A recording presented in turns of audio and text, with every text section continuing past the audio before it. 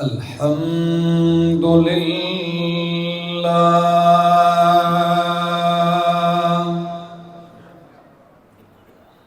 الحمد لله رب العالمين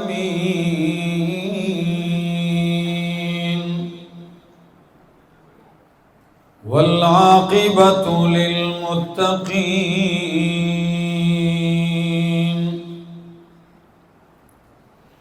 والصلاة والسلام على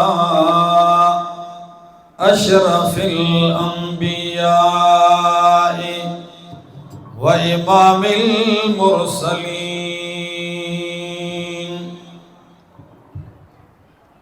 وعلى آله وأصحابه وأهل بيته أجمعين أما بعد فأعوذ بالله من الشيطان الرجيم بسم الله الرحمن الرحيم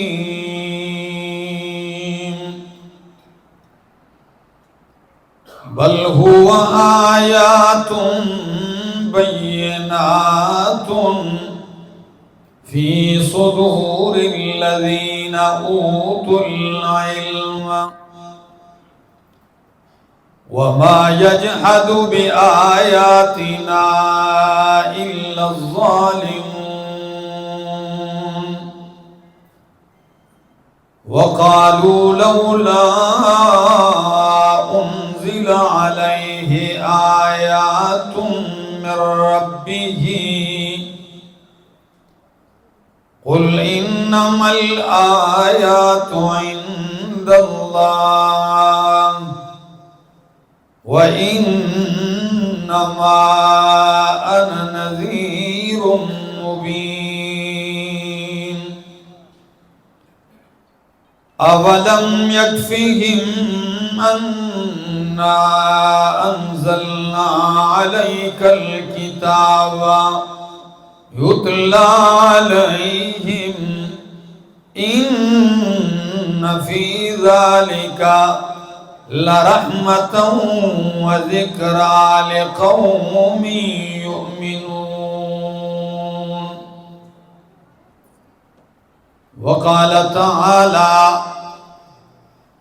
إنا نحن نزلنا الذكر وَإِنَّا لَهُ لَحَافِظُونَ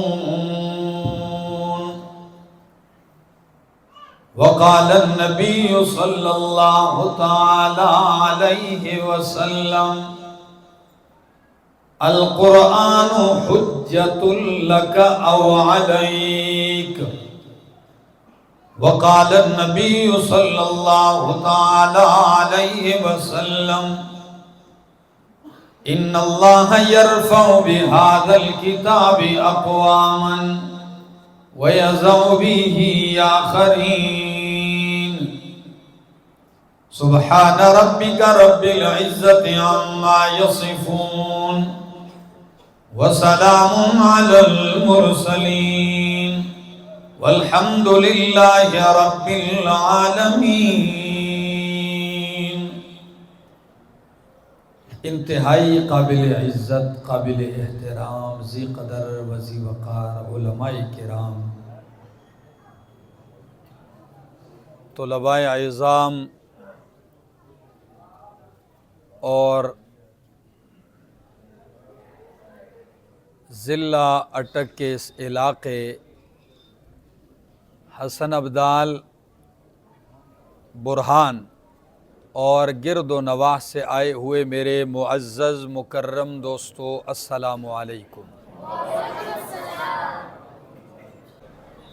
اللہ رب العزت کا فضل و کرم اور بے شمار انعامات اور احسانات ہیں، لیکن یہ اللہ کا اتنا بڑا کرم ہے کہ اللہ رب العزت نے دولت ایمان نصیب کرنے کے بعد ہمیں قرآن سے وابستہ کر دیا ہے۔ آج خوشی کی بات یہ ہے کہ چند لمحے قبل 60 سے زائد بچوں نے قرآن کریم سیکھا، اور ہمارے اکثر پروگرامات اسی سلسلہ کی کڑی ہوتی ہے کہ یا تو قرآن کریم ناظرہ یا حفظ یا ترجمہ تفسیر درس، یا افتتاح ہے تو یا اختتام ہے۔ تو آج اس عظیم خوشی میں آپ سب لوگ شریک ہیں۔ اللہ نے ہر پیغمبر کو دعوی نبوت کی تائید اور تصدیق کے لیے وقت اور حالات کے مطابق یا قوم کے مطالبے کے مطابق معجزات عطا فرمائے۔ موسیٰ علیہ السلام کو عصا ید بیضاء کا معجزہ عطا فرمایا۔ عیسیٰ علیہ السلام کو اللہ رب العزت نے کئی معجزات عطا فرمائے۔ مادر زاد نابینے کی آنکھوں کی اوپر آنکھوں پہ ہاتھ پھیرتے اللہ بینائی عطا کر دیتے، کوڑ برس کے مریض کے اوپر ہاتھ رکھتے اللہ شفا عطا کر دیتے، مردے کی قبر پہ کہتے کہ زندہ ہو جا قم باذن اللہ کہتے اللہ اس میں جان ڈال دیتے۔ امام الانبیاء محمد الرسول اللہ صلی اللہ تعالی علیہ وسلم کو اللہ نے بہت سارے معجزات عطا فرمائے، بڑی تعداد ہے ان معجزات کی، ان پہ مستقل تصانیف اور کتابیں موجود ہیں۔ لیکن صحیح حدیث ہے مسند احمد کی، نبی اکرم صلی اللہ علیہ وسلم نے فرمایا پہلے نبیوں کو اللہ نے معجزات ایسے دیے، ہاتھ چمکتا، عصا دیا، ید بیضاء وغیرہ وغیرہ، لیکن اللہ نے جو مجھے معجزہ دیا ہے وہ ہے اللہ کا قرآن جو میری طرف وحی کیا جاتا ہے، جو بیک وقت معجزہ بھی ہے، کتاب اللہ بھی ہے، کلام اللہ بھی ہے، وحی الہی بھی ہے، اور انسانوں کے لیے دستور حیات اور قانون زندگی بھی ہے۔ اتنی جامع کتاب اللہ رب العزت نے عطا فرمائی۔ میں نے خطبے میں آپ کے سامنے سورہ عنکبوت کی کچھ آیات پڑھی ہیں۔ اپنی بات کا آغاز کرتا ہوں، آپ کی توجہ کا طلبگار رہوں گا۔ فرمایا بل هو آیات بینات فی صدور الذین اوتوا العلم وما یجحد بآیاتنا الا الظالمون۔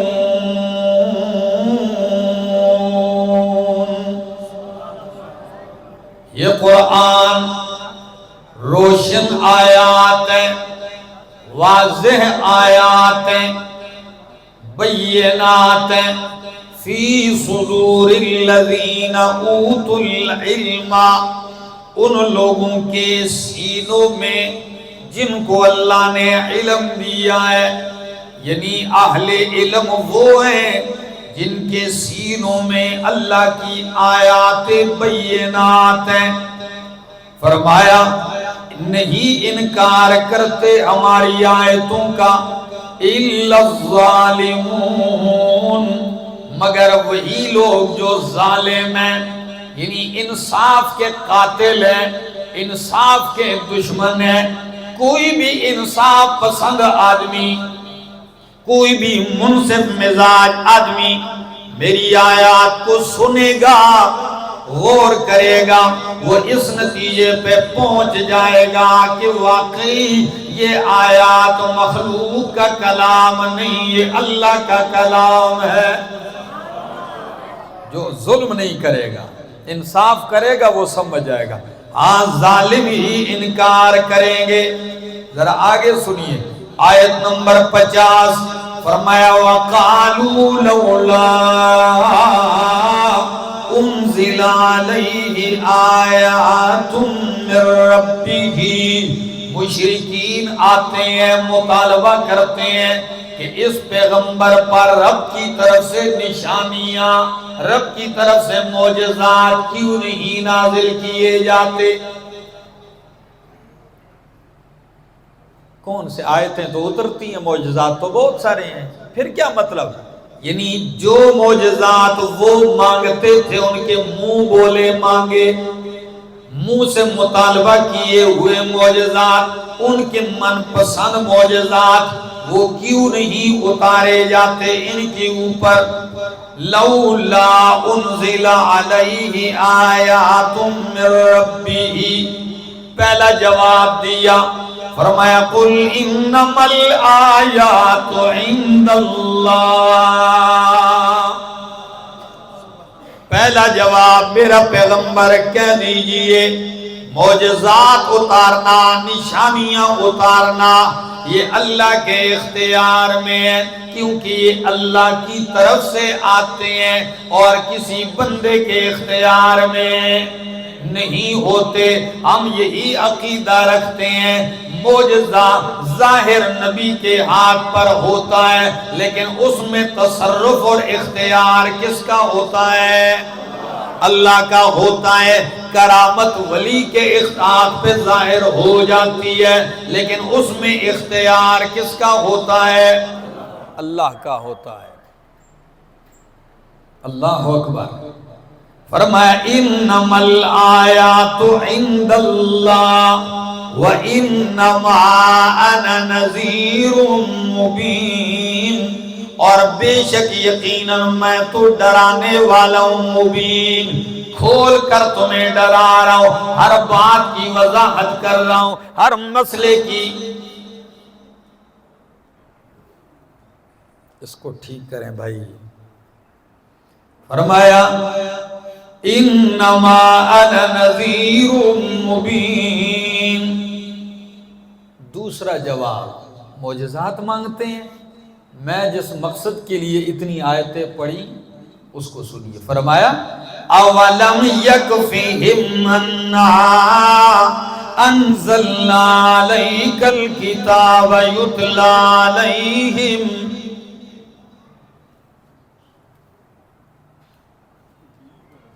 جی پنکھے کم کر دیں اگر بجلی نہیں چلاتی اس کو، جی بس دعا کرو اللہ وولٹیج میں برکت ڈال دے۔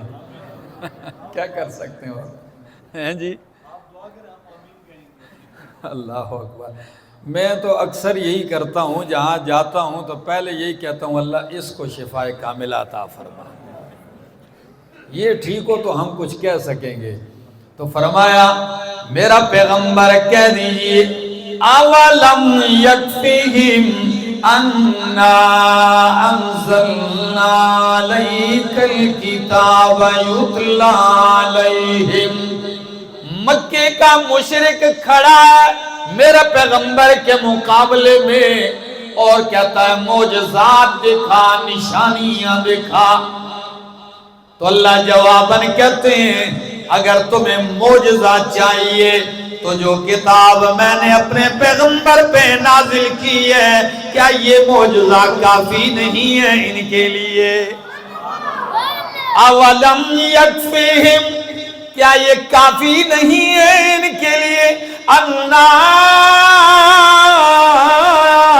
انزلنا علیک الکتاب یتلی علیہم، کہ ہم نے اس کتاب کو اتارا ہے آپ پر، یتلی علیہم، جو کتاب ان پر پڑھی جاتی ہے صرف معجزہ ہی نہیں ہے بلکہ فرمایا ان فی ذالک لرحمۃ، رحمت سے بھری ہوئی کتاب ہے، وذکریٰ، اور نصیحتوں سے بھرپور کتاب ہے، لقوم یؤمنون،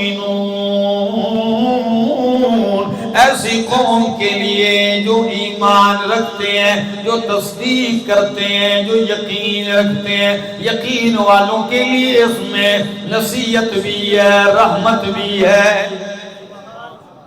جو بھی انصاف کی نظر سے دیکھے گا اور انصاف کے ساتھ سنے گا، وہ پہنچ جائے گا اس نتیجے پر کہ واقعی یہ کلام میں برحق ہے اور یہ میرے پیغمبر کا المعجزۃ الخالدہ، یہ آپ کا ایسا معجزہ ہے جو ہمیشہ رہنے والا ہے۔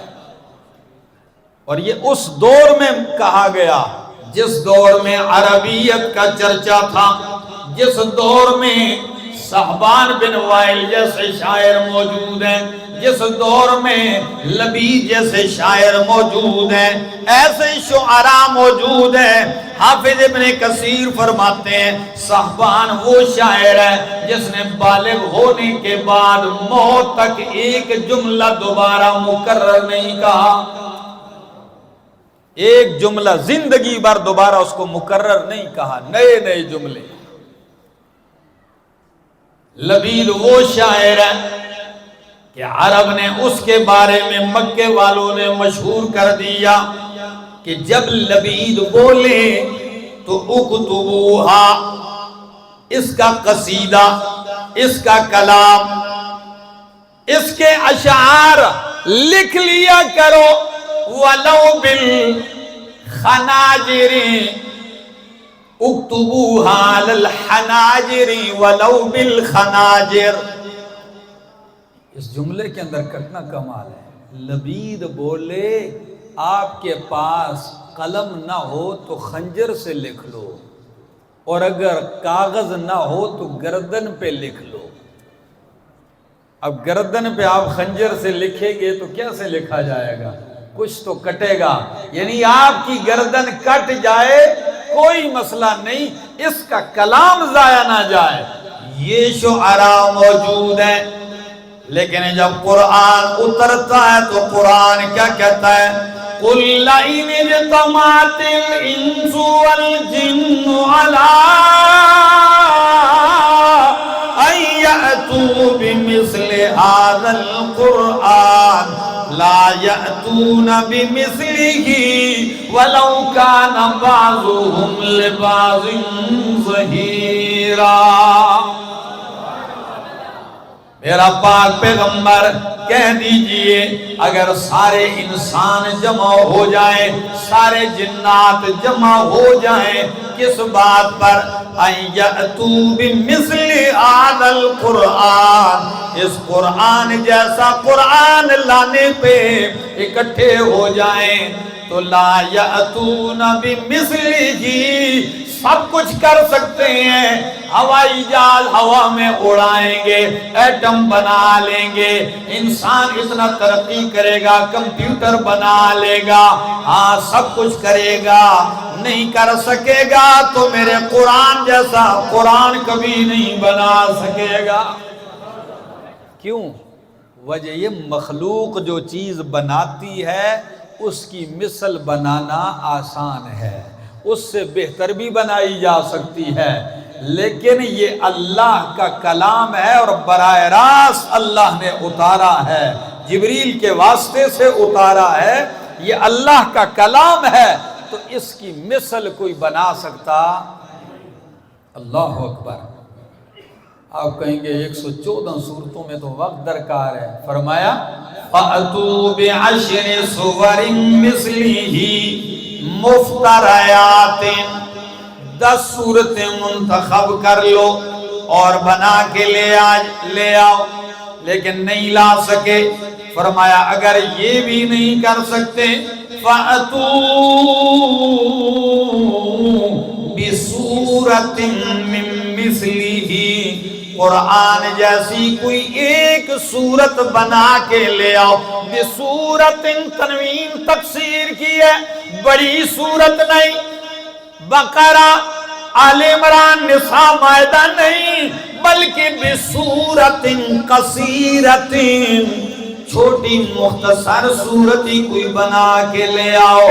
لیکن آپ یقین جانیے برہان والو، یہی برہان آپ کو سنا رہا ہوں کہ مکے کے کافر آپ کے مقابلے میں بدر میں تو آئے، آپ کے مقابلے کے لیے میدان احد میں تو آئے، خندق میں آئے، حنین میں آئے، تبوک میں آئے، طائف میں آئے، خیبر میں آئے، مرے بھی ہیں اور صحابہ کو مار کے شہید بھی کیا، ہر کام کے لیے تیار ہوئے، لیکن قرآن جیسی صورت بنانے کے لیے کبھی تیار نہیں ہوئے، اس لیے کہ انہیں معلوم تھا مر جانا آسان ہے، مار دینا آسان ہے، لیکن قرآن کی صورت جیسی صورت بنانا ناممکن ہے۔ اللہ کا کلام ہے میرا دوست، اپنی نسبت اس کے ساتھ جوڑیے، اور یہ نہیں کہ قرآن نے صرف یہ کہا کہ الفاظ بناؤ، نہیں، قرآن ہر اعتبار سے معجز ہے، اپنی فصاحت کے اعتبار سے، بلاغت کے اعتبار سے، بیان کے اعتبار سے، اسلوب کے اعتبار سے، صداقت کے اعتبار سے، ہدایت کے اعتبار سے، پیشن گوئیوں کے اعتبار سے، تاثیر کے اعتبار سے، ایسا عربی تو ہر کوئی بنا لے گا، لیکن اس میں سچائی کہاں سے ڈالے گا؟ عربی کے قصیدے بنا لے گا، ان میں ایسی تاثیر کہاں سے ڈالے گا؟ کلام تو بنا لے گا، لیکن اس میں دعوے پر دلائل کے انبار کیسے پیش کرے گا؟ دلائل کے دلیل عقلی، دلیل نقلی، دلیل وحی، کبھی مثال، کبھی وعدہ، کبھی وعید، کبھی بشارت، کبھی تخویف، کہاں سے ایسے لائے گا؟ یقین کیجئے عرب نے دیکھا ہے، عجم نے دیکھا ہے، جس نے بھی انصاف کے ساتھ دیکھا ہے اور وہ مانا ہے کہ یہ رب کا قرآن ہے۔ میں کبھی کبھی حیران ہوتا ہوں، امام اصمعی، قرآن والوں یہ سنیے گا ذرا، امام اصمعی لغت کا بہت بڑا امام گزرا ہے، اور اس نے تقریباً اکثر زندگی عرب میں دیہاتوں میں گزار دی، چل پھر کے، جہاں کوئی پنڈ دیکھتا، کوئی قصبہ دیکھتا، کوئی گاؤں دیکھتا، یہ پہنچ جاتا، قلم کاغذ بھی پاس۔ کسی نے کہا یہ کیوں؟ کہتا ہے شہر کی عربی خلط ملط ہو جاتی ہے اور گاؤں کے لوگوں کی زبان ملاوٹ سے پاک ہوتی ہے، تو میں بالکل بدوؤں میں جا کے عربی کے جملے سیکھتا ہوں کہ عرب پیور زبان جو استعمال کرتے ہیں وہ کیسے ہوتی ہے۔ بڑا کمال حاصل تھا فصاحت اور بلاغت میں، اس حد تک اس شخص کو کمال حاصل تھا، علماء اس سے معزوز ہوں گے۔ کہتے ہیں ایک دن میں چلا گیا عصر کے بعد گھومنے کے لیے، یہ علماء طلباء کی عادت ہے آج تک، جو ان چھٹی ہوتی ہے تو عصر کے بعد یہ گھومنے چلنے پھرنے کے لیے نکل پڑتے ہیں۔ میں بھی ایک پہاڑی ایریے کی طرف نکل جاتا، میں نے دیکھا ایک دن تو کسی چٹان کے اوپر کسی شاعر نے، کسی ناکام عاشق نے کوئی شعر لکھا ہوا تھا۔ ظاہر بات ہے عاشق جب کامیاب ہوتا ہے تو پھر وہ شاعریاں نہیں کرتا، یہ جتنی بھی شاعریاں کرتے ہیں یہ عشق میں کیا ہوتے ہیں؟ یہ ناکام ہوتے ہیں، تو پھر یہ جگہ نا جگہ نہیں دیکھتے، درخت نظر آئے، دیوار نظر آئے۔ آپ موٹر وے پہ سفر کرتا ہوں میں تو کبھی کبھی حیران ہوتا ہوں کہ موٹر وے کے واش روموں میں بھی شعر لکھے ہوئے تھے۔ تعجب ہوتا ہے کہ اللہ کے بندے، اگر آپ کو قلم پکڑنا ہاتھ میں آ ہی گیا ہے، کوئی جگہ تو دیکھو۔ کوئی اپنا فون نمبر لے کے جا رہا ہے، کوئی کسی کو گالیاں دے رہا ہے، کوئی کسی کی تعریفیں کر رہا ہے، کوئی کیا کر رہا ہے۔ عقل انسانی شرما جاتی ہے، مت ماری تھی ان لوگوں کی۔ امام اصمعی فرماتے میں گیا تو چٹان کے اوپر شاعر نے شعر لکھا ہے، کیا کہتا ہے؟ الا یا معشر العشاق باللہ خبروا، الا یا معشر العشاق باللہ خبروا، اذا حل عشق بالفتى کیف یصنع۔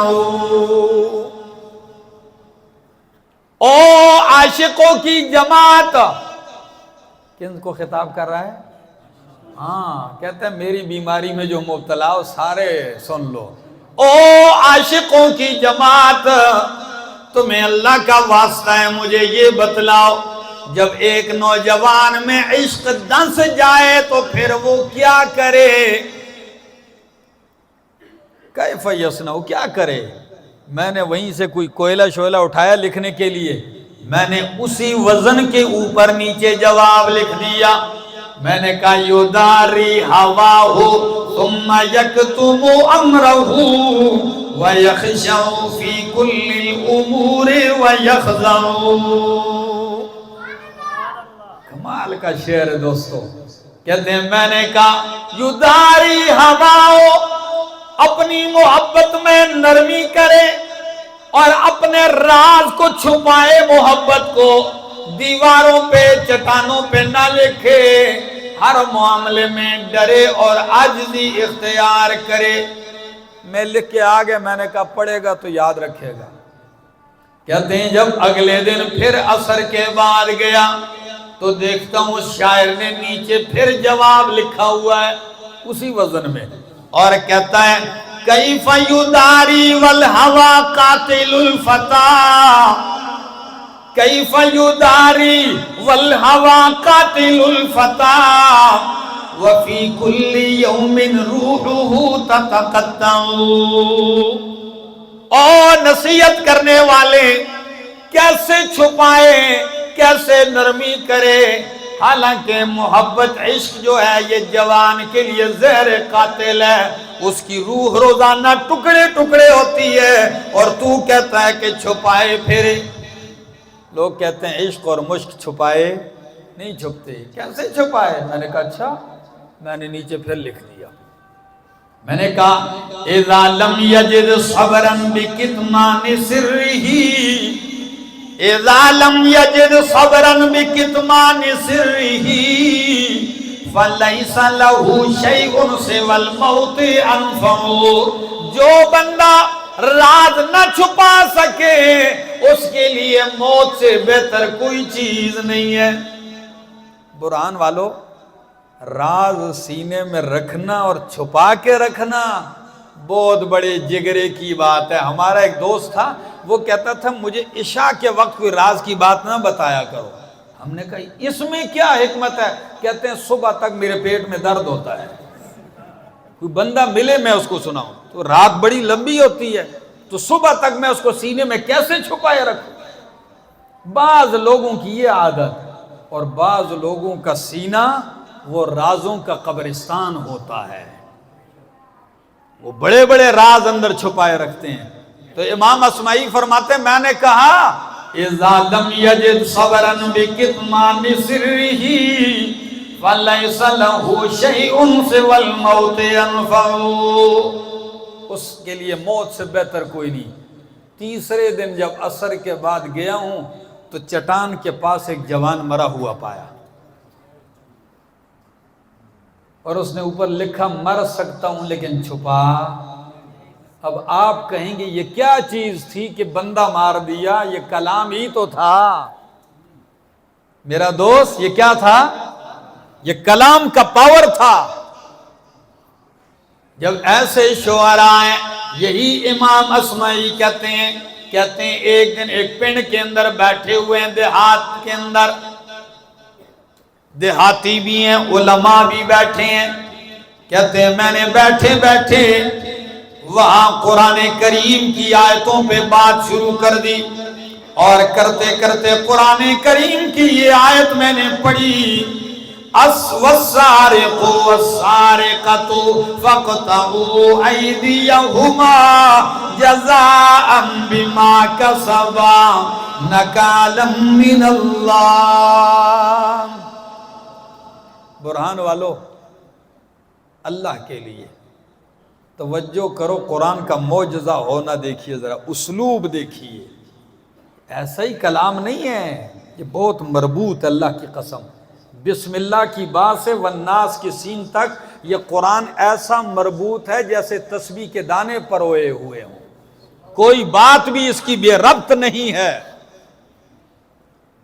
تو امام اصمعی فرماتے ہیں ہم نے یہ آیت پڑھی. ذرا میں آیت پڑھتا ہوں. فرمایا یہ آیت ہم نے پڑھی، آپ توجہ کیجئے.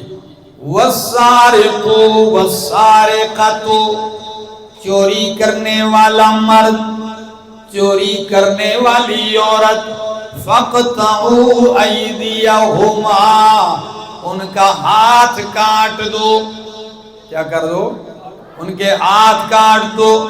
جزاء بما کسبا، یہ بدلہ ہے، جزا ہے اس عمل کی جو انہوں نے کیا، اس جرم کی جو انہوں نے کیا، نکالا من اللہ، یہ اللہ کی طرف سے عبرتناک سزا ہے۔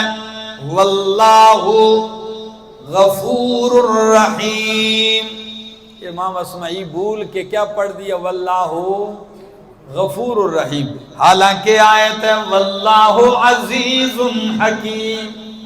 آیت میں لفظ کس پہ ختم ہوتی آیت؟ واللہ عزیز حکیم۔ امام اصمعی فرماتے ہیں میں نے بھول کے واللہ غفور الرحیم پڑھ دیا، تو ادھر دیہاتی بیٹھا ہوا تھا بالکل جٹ جاہل سکا، وہ کہنے لگا ھذا کلام من، مولانا صاحب یہ کس کا کلام پڑھ رہے ہو؟ میں نے کہا ھذا کلام الرحمن، یہ رحمان کا کلام ہے۔ پینڈو کہنے لگا، دیہاتی کہنے لگا واللہ ھذا لیس کلام الرحمن، کہتا اللہ کی قسم یہ رحمان کا کلام ہے۔ امام اصمعی فرماتے ہیں میں چونک گیا، میں نے کہا اللہ کے بندے تجھے کیا پتا ہے کہ اللہ کا کلام نہیں؟ میں نے پھر آیت پڑھی، وہ کہنے لگا نہیں ہے یہ کلام۔ میں نے اس سے کہا، کہتے ہیں بس مجھے نہیں پتا یہ اللہ کا کلام نہیں ہو سکتا۔ کہتے ہیں میں نے مسجد سے قرآن منگوایا، بھائی قرآن کا مصحف لے آؤ، نسخہ لے آؤ۔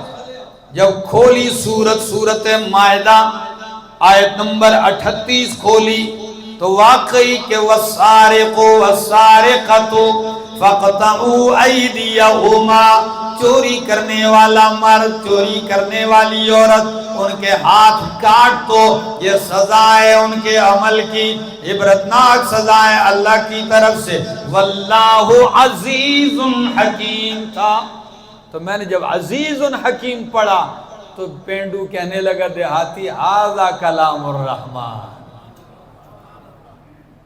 کیا کہا؟ ھذا کلام الرحمن۔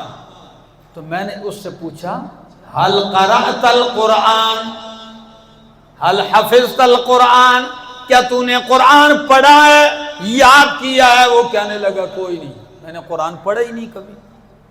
میں نے کہا اچھا چلو پورا نہ پڑھو، هل قرأت سورۃ المائدہ، کیا تو نے سورہ مائدہ پڑھی ہے کہ تجھے اس آیت کا پتہ؟ اس نے کہا مجھے پوری سورہ مائدہ بھی میں نے نہیں پڑھی۔ تو میں نے اس سے پوچھا کہ اللہ کے بندے پھر تو نے کیسے پتہ کر لیا کہ یہ اللہ کا کلام نے غلطی پکڑ لی؟ وہ کہنے لگا پیچھے تو نے ذکر کیا کہ چوری کرنے والا مرد اور عورت اس کا ہاتھ کاٹ تو یہ سزا ہے اللہ کی طرف سے، پھر تو نے آخر میں پڑھا اللہ بخشنے والا مہربان ہے، تو ان کان غفر ورحم لما قطع، اگر اللہ نے اس کو بخشا ہوتا، رحم کیا ہوتا تو ہاتھ کیوں کاٹا ہوتا؟ اس کا جوڑ نہیں ملتا پیچھے کے ساتھ۔ اللہ غفور الرحیم ہے لیکن ادھر اس جملے کا پچھلی آیت کے ساتھ جوڑ نہیں ملتا۔ لیکن جب تو نے کہا واللہ عزیز حکیم، اللہ زبردست ہے، حکیم ہے، تو جب تو نے کہا تو میں نے کہا واقعی یہ اللہ کا کلام ہے۔ کیوں؟ اس لیے کہ انہو عزا فحکما فقطع، انہو عزا، جب وہ زبردست ہے تو اس نے فیصلہ سنایا، جب اس نے فیصلہ سنایا تو چور کا ہاتھ کاٹ دیا۔ یہ کمال ہے اس کتاب میں، صرف الفاظ کے اعتبار سے ذرا دیکھیے، میں قرآن پڑھنے لگا ہوں، حضرت فاروق اعظم رضی اللہ تعالیٰ عنہ مسجد نبوی کے اندر ہیں۔ اللہ، اب ذرا توجہ کیجئے، مسجد نبوی میں آپ ٹیک لگائے ہوئے ہیں، اتنے میں ایک شخص آیا اور دروازے پہ کھڑے ہو کر یوں چوکاٹ پکڑ کے کہتا ہے اشہد اللہ الہ الا اللہ واشہد ان محمد رسول اللہ اسلمت لرب العالمین۔ میں کلمہ پڑھتا ہوں، مسلمان ہوتا ہوں۔ فاروق اعظم رضی اللہ تعالی عنہ خوشی سے جھوم اٹھتے ہیں اور اسے کہتے ہیں وَهَلْ لِذَلِكَ سَبَبٌ، ایسے ہی تو نے کلمہ پڑھ لیے یا کسی نے دعوت دی، کوئی سبب ہے تیرا کلمہ پڑھنے کا؟ کہنے لگا ہاں۔ سنیے امام قرطبی ذکر کرتے ہیں، فاروق اعظم رضی اللہ تعالیٰ عنہ فرماتے ہیں میں نے پوچھا کیا سبب ہے؟ وہ کہنے لگا میں روم کا عیسائی ہوں، تورات انجیل پڑھا ہوا ہوں، آپ کا مسلمان ہماری قید میں تھا، جیل میں تھا، اور میں جیل کے اس پنجرے کے باہر گھوم رہا تھا، جیل کے پنجرے کے باہر میں گھوم رہا تھا، وہ اپنی کتاب قرآن کی تلاوت کر رہا تھا، وہ قیدی میرے کانوں میں اس کی تلاوت پڑھی، جو ہی میں نے غور کیا تو وہ قرآن کی ایک آیت پڑھنے لگا، تو میں حیران رہ گیا کہ اس نے قرآن کی ایک آیت پڑھی، اس ایک آیت میں اتنی جامعیت ہے کہ پوری تورات اور انجیل کو ایک آیت میں نچوڑ کے رکھ دیا گیا ہے، پوری تورات اور انجیل کا خلاصہ ایک آیت میں۔ کہتے ہیں میں بڑا حیران ہوا کہ یہ مخلوق کا کلام نہیں، واقعی یہ مسلمان ٹھیک کہتے ہیں کہ یہ اللہ ہی کا کلام ہو سکتا ہے۔ فاروق اعظم رضی اللہ تعالیٰ عنہ اور تعجب میں کہنے لگے وہ آیت آپ کو یاد ہے، مجھے سنا سکتے ہو؟ کہنے لگا ہاں مجھے یاد ہے۔ فاروق اعظم رضی اللہ تعالیٰ عنہ نے فرمایا سنائیے وہ کون سی آیت ہے؟ یہ میرے سامنے 18واں پارہ، سورت کا نام سورت النور ہے، آیت نمبر 52 ہے۔ فرمایا وہ یہ آیت تھی وَمَن يُطِعِ اللَّهَ وَرَسُولَهُ وَيَخْشَ اللَّهَ وَيَتَّقْهِ فَأُولَٰئِكَ هُمُ الْفَائِزُونَ۔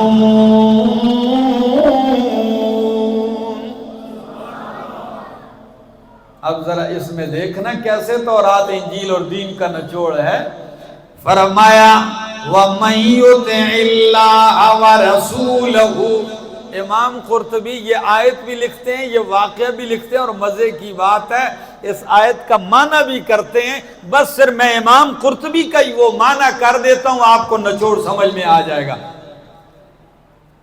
وہ فرماتے ہیں وَمَن يُطِعِ اللَّهَ فِي الْفَرَائِضِ، جس نے فرائض میں اللہ کی اطاعت کی، وَرَسُولَهُ فِي السُّنَنِ، سنتوں میں رسول کی اطاعت کی، وَيَخْشَ اللَّهَ فِي مَا مَضَىٰ مِنْ عُمْرِهِ، جو عمر گزر گئی ہے اس میں جو غلطیاں کوتاہیاں جرم کیے ہیں ان جرائم پہ اللہ سے ڈرتا ہے، وَيَتَّقْهِ، اور آئندہ کے لیے رب کی نافرمانی سے بچتا ہے، فَأُولَٰئِكَ